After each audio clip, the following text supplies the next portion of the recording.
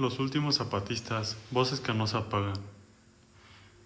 Imagina que pasan 100 años y que después de dar tu vida por una causa justa, nadie recuerda tu nombre, nadie sabe lo que hiciste, nadie reconoce tu sacrificio.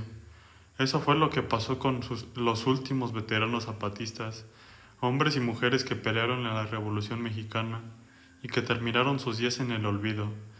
El documental Los últimos zapatistas, Héroes olvidados, dirigido por Francesco Taboada Tabone, no solo cuenta su historia, les devuelve su voz.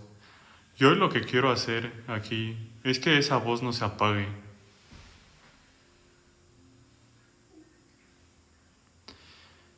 A inicios del siglo XX, México no era un país justo. Durante más de 30 años, Porfirio Díaz gobernó con mano dura. Su régimen trajo desarrollo económico, sí, pero para unos pocos, mientras tantos millones de campesinos vivían en pobreza extrema. Las tierras comunales de los pueblos indígenas fueron arrebatadas por hacer hacendados, empresarios y políticos aliados del régimen. En estos, como Morelos, Puebla, Guerrero y Oaxaca, comunidades enteras perdieron la tierra donde habían vivido por generaciones. Se les obligaba a trabajar como peones, acasillados, casi en condiciones de esclavitud. No podían abandonar la hacienda, debían comprar todo en las tiendas del patrón, y si se endeudaban, que era lo normal, ya no podían salir nunca. En ese ambiente nació el movimiento zapatista. No fue un capricho político, fue respuesta del despojo. Emiliano Zapata era originario de Ananecuilco, Morelos. Desde joven luchó por recuperar las tierras comunales de su pueblo. Cuando vio que el gobierno no cumplía con las promesas de justicia, decidió organizarse y luchar.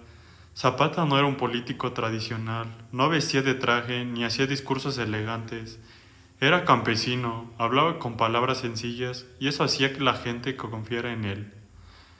En 1911 proclamó el Plan de Ayala, que exigía devolver a las tierras a los pueblos. Con ese plan en mano, miles de campesinos se unieron a su ejército del Ejército Libertador del Sur. Lo más impresionante es que la mayoría de sus combatientes no eran soldados profesionales. Eran jóvenes campesinos, algunos de apenas 14 o 15 años, obreros jornaleros, mujeres indígenas, nahuas y mixtecos. Luchaban con machetes, viejos rifles y sobre todo con convicción. Aunque el zapatismo no tenía el poder militar de otros ejércitos revolucionarios, fue uno de los más difíciles de derrotar. Su fuerza estaba en el conocimiento del territorio, la movilidad y el apoyo de la gente.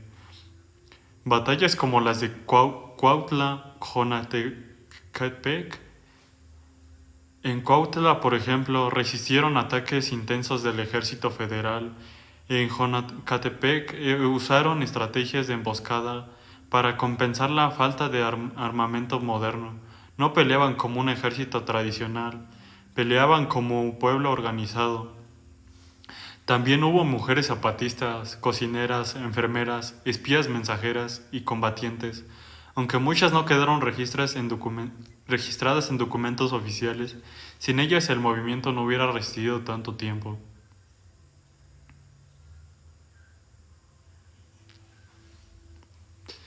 Años después, cuando ya eran ancianos, algunos de ellos, combatientes, aún vivían en comunidades rurales. Francesco Taboada Tabone los buscó uno por uno, los entrevistó y grabó sus memorias para que no desaparecieran con ellos. Entre los veteranos que aparecen en el documental están Emeterio Pantaleón, Manuel Corona, Feliciano Mejía, Lino Morales, Porfirio Carvajal, Filemón Sánchez, Arcadio Castro. Emeterio Pantaleón cuenta cómo, siendo adolescente, dejó todo para unirse al ejército zapatista. Dice que no tenían botas, ni uniformes, ni buena comida, pero tenían dignidad. Manuel Corona hablaba de las noches frías en el monte, de cómo caminaban kilómetros sin saber si iban a comer ese día. Feliciano Mejía recuerda que muchas veces en las batallas tenían más miedo de que sus pueblos fueran arrasados que de morir. Filemón Sánchez narra que la primera vez que vio a Zapata sintió que no veía a un general, sino a uno de los nuestros. Porfirio Carvajal cuenta cómo lucharon contra tropas federales, mucho mejor armadas, y aún así resistieron.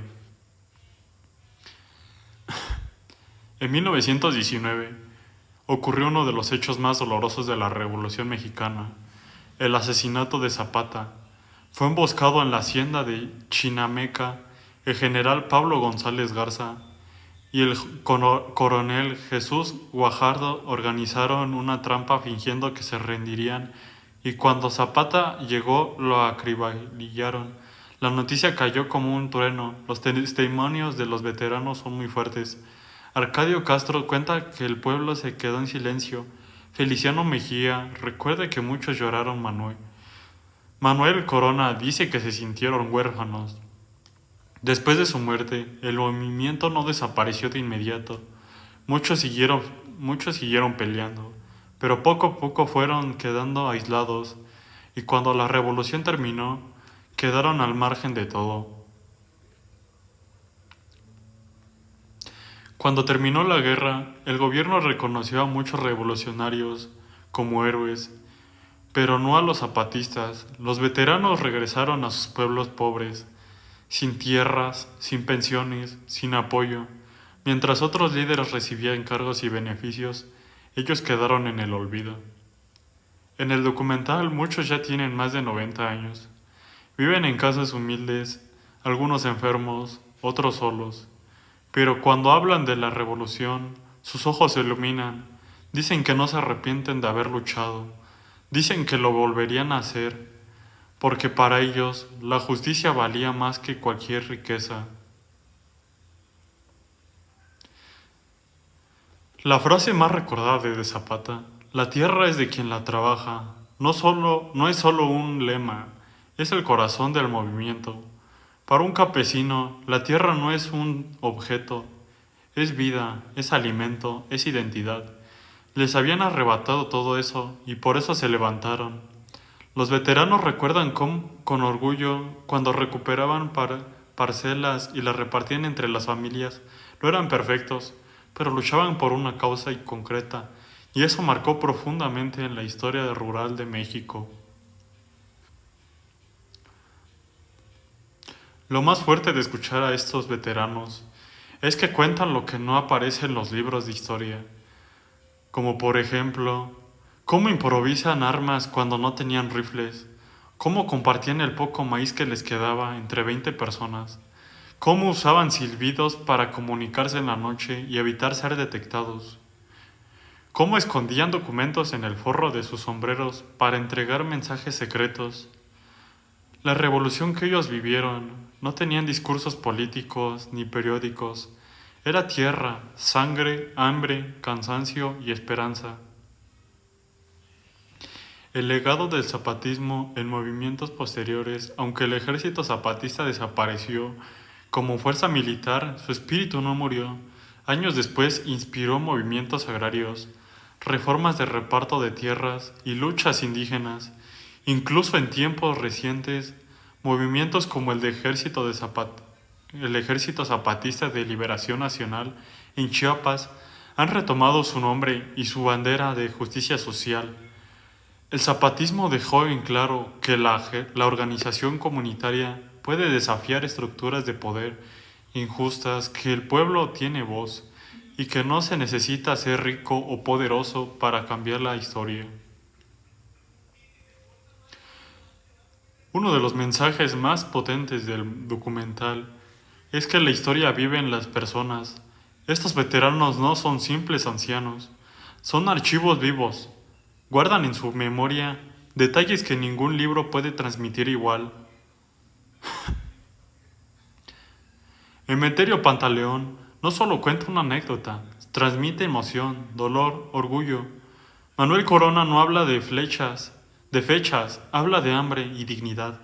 Arcadio Castro no recita un discurso, recuerda cómo el pueblo entero tembló cuando murió Zapata. Escuchar estas voces es entender que la revolución no fue una caricatura heroica, fue real, fue dura y tuvo consecuencias que aún resuenan. Ahora pensemos en nosotros. Muchos jóvenes hoy vivimos en un México muy distinto. Tenemos tecnología, escuelas, redes, derechos que antes no existían, pero muchas de las desigualdades por las que ellos lucharon aún siguen ahí. Pobreza, injusticia, desigualdad en el campo. Si olvidamos a quienes pelearon por un México más justo, corremos el riesgo de repetir la historia.